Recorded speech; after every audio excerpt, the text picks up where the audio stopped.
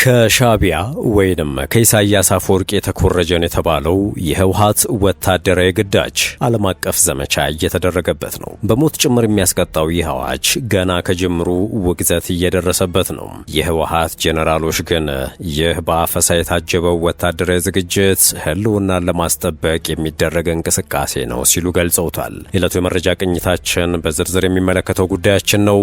እንደተለመደው እየሰማችሁን አብራችሁን ቆዩ። የዘወትር አክብሮታዊ ግብዣችን ነው።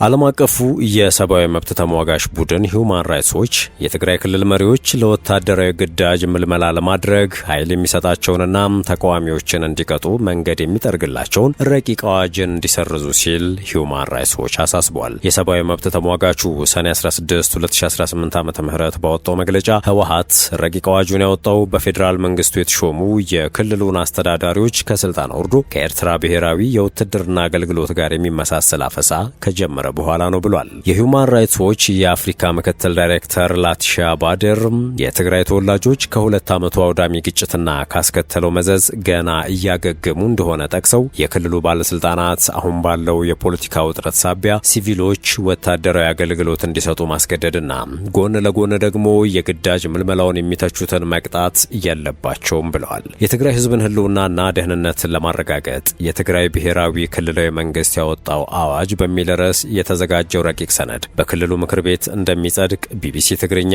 ከምንጮቼ የሰማው ሲል ያሰራጨው ዘገባ አመላክቷል። በረቂቅ አዋጁ የመጀመሪያ ክፍል አንቀጽ 5 ላይ እድሜና ጤና የሚፈቅድለት ማንኛውም የትግራይ ተወላጅ የክልሉ መንግስት የሚያቀርብለትን የክተት ጥሪ ተቀብሎ የመሳተፍ ብሔራዊ ግዴታ እንዳለበት ይገልጻል። በሶስተኛው ክፍል ደግሞ የወንጀል ተጠያቂነት በሚለው የረቂቅ ህጉ ክፍል ስር በትግራይ ጦር ውስጥ ለመቀላቀል ወይንም ለመዋጋት ፈቃደኛ ያልሆነ ማንኛውም ሰው በደጀን ወይም በግንባር ግዴታውን እንዲፈጽም ጥሪ ቀርቦለት ያልተቀበለ ከሆነ ከ10 ሺህ እስከ 50 ሺህ ብር ተቀጥቶ ግዴታውን እንዲፈጽም ይደረጋል ሲል ይደነግጋል። በትግራይ እየተካሄደ ያለው የግዳጅ ወታደራዊ ምልመላ በፈጠረው ስጋት ምክንያት በርካታ ወጣቶች ከክልሉ እየወጡ ወደ ቀሪው የኢትዮጵያ ክፍል እየሸሹ ነው። ሌሎች ደግሞ እዚያው ተደብቀው እንደሚገኙ ተናግረዋል። አፈሳው ከነዋሪዎችና ከመብት ተሟጋቾች ውግዘት እየገጠመው ቢሆንም ምልመላው በፈቃደኝነት የሚካሄድ ነው በማለት ህወሓት ማስተባበሉን የፈረንሳይ ዜና ወኪል ኤኤፍፒ መዘገቡ ይታወሳል። በትግራይ በስፋት እየተካሄደ ያለው ወታደራዊ ምልመላም በአብዛኛው በፈቃደኝነት ላይ ብቻ ተመስርቶ የሚካሄድ መሆኑን የህወሓት ምክትል ሊቀመንበር አቶ አማኑኤል አሰፋ ተናግረዋል። ነገር ግን ሁሉም የትግራይ ተወላጅ ግዛቱን ከህልውና ስጋት መከላከል ስላለበት ልዩ ሁኔታዎች አሉ በማለት የግዳጅ ምልመላው እንዳለም በተዘዋዋሪ ገልጸዋል። ሂውማን ራይትስ ዎች ባወጣው መግለጫ ረቂቅ አዋጁ አሻሚና በጣም የተለጠጠ ቋንቋ መያዙን ይጠቅሳል። ይህም ለብዝበዛ ክፍት መሆኑን እንዲሁም ለተለያዩ ጥፋቶች እስራትና የሞት ቅጣትን ማካተቱን ገልጿል። ረቂቁ የወጣው በህወሓትና በፌዴራል መንግስቱ መካከል ያለው ውጥረት በመባባሱ የትግራይ ንጹሃን ዜጎችን ለተጨማሪ የጭካኔ ድርጊት ያጋለጣል የሚል ፍርሃት በተፈጠረበት ወቅት መሆኑን ያመለክታል። ቅድሚያ ለሰብአዊ መብቶች ኢትዮጵያ የተባለው የሰብአዊ መብት ድርጅት የትግራይ የጸጥታ ኃይሎች በክልሉ መጠነ ሰፊ አፈሳና የግዳጅ ወታደራዊ ምልመላ እያካሄዱ መሆናቸውን በመጥቀስ መግለጫ ማውጣቱ ይታወሳል። ቢቢሲ ያነጋገርኳቸው ያላቸው በክልሉ የተለያዩ ከተሞች የሚኖሩ ወጣቶችም ከስራ ቦታቸው ከመዝናኛ ስፍራዎች እንዲሁም ከህዝብ ትራንስፖርት ላይ በግዳጅ ተወስደው ወደ ተለያዩ ካምፖች መላካቸውን ተናግረዋል። ውጥረቱ በተባባሰበት ወቅት አሜሪካ በኢትዮጵያ ያለውን ሰላም በማናጋቱ ውስጥ ተሳታፊ ናቸው ባለቻቸው አክራሪ የህወሓት አባላትና የቅርብ ቤተሰቦቻቸው ላይ የቪዛ ክልከላ መጣሏን ማስታወቁ አይዘነጋም። የአሜሪካ የውጭ ጉዳይ ሚኒስቴር ባወጣው መግለጫ በአክራሪ ህወሓት አባላትና በኢትዮጵያ መንግስት መካከል በሰሜን ኢትዮጵያ ግጭት እንዲያገረሽ የሚያደርግ ውጥረት እየተባባሰ መምጣቱን በመግለጽ ይህም በቀጠናው ያለውን ሰላምና መረጋጋት የሚያናጋ ነው ብሏል። ህወሓት ባወጣው መግለጫም የአሜሪካን የቪዛ ክልከላ ሚዛናዊ ያልሆነ ሲል አውግዟል። የአሜሪካ እርምጃ የትግራይን እውነታ የማያንጸባርቅና የፌዴራል መንግስቱን ተጠያቂ ያላደረገ ነው ሲል በመጥቀስም ኮንኗል። የህወሓት የግዳጅ ወታደራዊ ምልመላ ከኤርትራ ብሔራዊ የውትድርና አገልግሎት ጋር እንደሚመሳሰልና የተባበሩት መንግስታት የሰብአዊ መብት ተቋማትም ይህንን ማውገዛቸውን ሂውማን ራይትስ ዎች ጠቅሷል። የግዳጅ ምልመላ ምልመላ፣ ገደብ የለሽ ወታደራዊ አገልግሎት፣ የእንቅስቃሴ ገደብና ከወታደራዊ ምልመላ የሚያመልጡ ሰዎችና ቤተሰቦቻቸውን መቅጣትን የተመድ መርማሪ ተቋማት በተገቢ ሁኔታ መኮንናቸውን በመግለጫው አካቷል። የትግራይ ጦርነትን ያስቆመው የፕሪቶሪያ ስምምነትን ያስተባበሩ ወገኖች ማለትም የአፍሪካ ህብረት፣ አሜሪካ፣ የአውሮፓ ህብረት፣ ኬንያና ደቡብ አፍሪካ የትግራይ መሪዎች የግዳጅ ወታደራዊ ምልመላውንና ረቂቅ አዋጁን እንዲሰርዙ በይፋ መጠየቅ አለባቸው በማለትም አሳስቧል። የአፍሪካ ህብረት የፕሪቶሪያ ስምምነት ትግበራን የሚቆጣጠርበትን አሰራር በመጥቀስ የግዳጅ አፈሳውንና የቀድሞ ተዋጊዎች ዳግመኛ መሰማራትን መርምሮ ግኝቱን ለህዝብ ይፋ እንዲያደርግ ጠይቋል። የሂውማን ራይትስ ዎች የአፍሪካ ምክትል ዳይሬክተር ላቲሻ ባዴር የትግራይ አስተዳዳሪዎች ተጋላጭ ሆነው የትግራይ ህዝብ ወታደራዊ ዓላማውን እንዲደግፍ በማስገደድ ለተጨማሪ ብዝበዛ ማጋለጥ የለባቸውም ብለዋል። የሚመለከታቸው መንግስታት ያላቸውን ተጽዕኖ የማሳደር አቅም በመጠቀም አዲስ ግጭት እንዳይነሳ ማገዝ አለባቸው ሲሉም አክለዋል።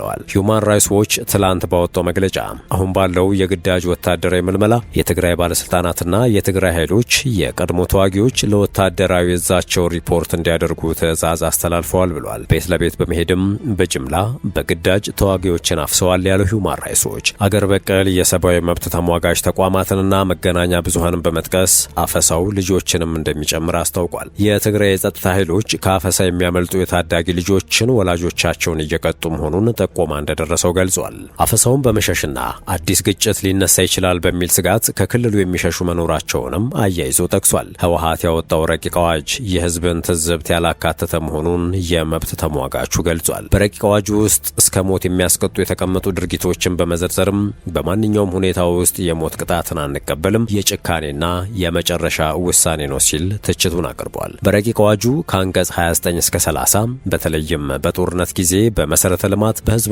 በመንግስት ተቋማት ላይ የሚደርስ ጉዳት ከጠላት ጋር መተባበርና የሚስጥር ማሹለክ በስራትና በገንዘብ እንደሚያስቀጣም፣ ድርጊቱ ሆን ተብሎ ከተፈጸመ በእድሜ ልክ እስራት ወይንም ሞት እንደሚያስቀጣ ተደንግጓል። እንቅስቃሴው በህዝቡ ላይ ያለመረጋጋት ከፈጠረ በህግና በህገ መንግስታዊ ስርዓቱ ላይ ወይንም በባለስልጣናት ወይም በትግራይ ሰራዊት ላይ ጉዳት ማድረስ የእድሜ ልክ ጽኑ እስራት ወይም እስከ ሞት ሊያስቀጣ የሚችል ወንጀል ሆኖ ሰፍሯል። ከውጭ መንግስት ጋር በመተባበር የትግራይ ሉዓላዊነት አደጋ ላይ የሚጥል ድርጊት መፈጸም እንደ ድርጊቱ አይነት ከባድ ከሆነ እስከ ሞት ድረስ እንደሚያስቀጣ ተገልጿል። በአንቀጽ 44 ላይ የተገለጸውና እስከ ሞት ቅጣት የሚያደርሰው ወንጀል ከጠላት ጋር የኢኮኖሚ ትብብር ማድረግ ወይንም መመካከር የሚል ነው። ህወሓት ያወጣው ረቂቅ አዋጅ የመስዋዕትነትን ክብር ማሳነስ፣ የተዋጊዎችንና ቤተሰቦቻቸውን ክብር መንካት፣ በተለይም የተደራጀ የሚዲያ ቅስቀሳ ከሆነ እስከ 15 ዓመት በሚደርስ እስራት ያስቀጣል ይላል። ሂውማን ራይትስ ዎች ይህንን አንቀጽ በመጥቀስ ህወሓት ገለልተኛ ጋዜጠኞችንና መገናኛ ብዙሃን ላይ አሁንም እርምጃ እየወሰደ እንደሆነ በመግለጽ ተችቷል።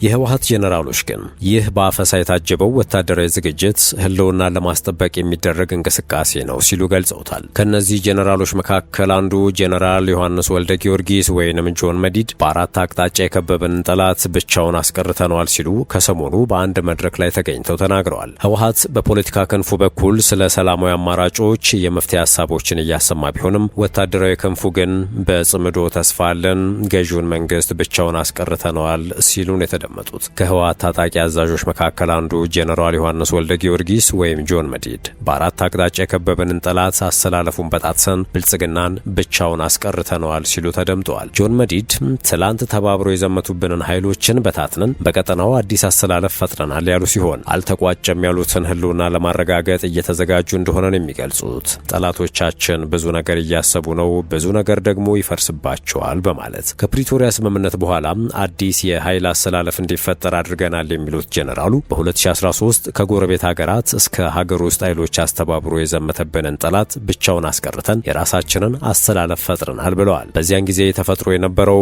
እኛን የማጥፋት አሰላለፍን በትነን ከሀገር ውስጥና ከምስራቅ አፍሪካ አዳዲስ የአሰላለፍ ለውጦችን መፍጠር ችለናል ያሉት ጆን መዲድ አዳዲስ አፈጣጠር ፈጥረናል የሚሉት ጽምዶን ነው። ጄኔራሉ ይቀጥላሉ። ይህ አሰላለፍ የትግራይ ህዝብ ለህልውናው በከፈለው ዋጋ የተፈጠረ አዲስ አሰላለፍ ነው በማለት ከጦርነቱ መቆም በኋላ የተፈጠሩ የጎራ ለውጦችን ባለቤትነቱን ለህወሓት ሰጥተዋል። በጦርነቱ ህልውናችንን ማረጋገጥ ብቻ ሳይሆን አካባቢያችን በህልውናችን ላይ የሚፈጥረውን ተጽዕኖና ህልውናችንን ለማጥፋት የሚያደርጉትን መሰባሰብ በስኬት በትነናል ብለዋል። አሁን ላይ ደግሞ ፈጥረናል ያሉትን የጠላት አሰላለፍ ለውጦች ተጠቅመው መመከት ላሉት ትግልም ትልቅ አቅም ፈጥሮልናል ሲሉ ነው የገለጹት። እንደሚታወቀው ጽምዶ የተሰኘው እንቅስቃሴ የሀገር መከላከያ ሰራዊት ተቀማጭነታቸውን በኢትዮጵያ ያደረጉ የአታሼ ማህበረሰብ አባላት ስለዚህ ጉዳይ በደንብ እንዲያውቁና ግንዛቤ እንዲኖራቸው ስራ ማከናወኑን ይፋ አድርጎ ነበር። ጉዳዩን በተመለከተ ለብሔራዊ ጣቢያ ቃለ ምልልስ ሰጥተው የነበሩት የመከላከያ የውጭ ግንኙነትና ወታደራዊ ትብብር ዳይሬክተር ሜጀር ጀነራል ተሾመ ገመቹ ነገ እንደውችን ሐሳብ ወደ መሬት እናወርድ ብሎ የሚሰራ አካል ካለ የሚሰጠው ምላሽ ለዲፕሎማሲው ማህበረሰብ አስቀድሞም የተነገረ ጉዳይ ነው ማለታቸው አይዘነጋም። ጀነራሉ የጽምዶ ኃይሎችን እንደ ሰም ይቀልጣሉ ሲሉ ነበር በተከታዩ ንግግራቸው ያስጠነቀቁት። እቺኛዋን የጽምዶ ሐሳብ በተመለከተ ግን እቺን ቅጀት ወደ መሬት እናወርዳታለን ብለው ስንዝር እንቅስቃሴ ቢያደርጉ ሰንበሳት እንደሚቀልጥ ይቀልጣሉ ብለን ነው የምናስበው የምናምነው። ውድ የሸገር ታይምስ ቤተሰቦች ዕለታዊ መረጃ ቅኝታችን ይህን ይመስል ነበር። ስለተከታተላችሁን ከልብ አመሰገንን። በያላችሁበት ሰናይ ጊዜን ተመኘን።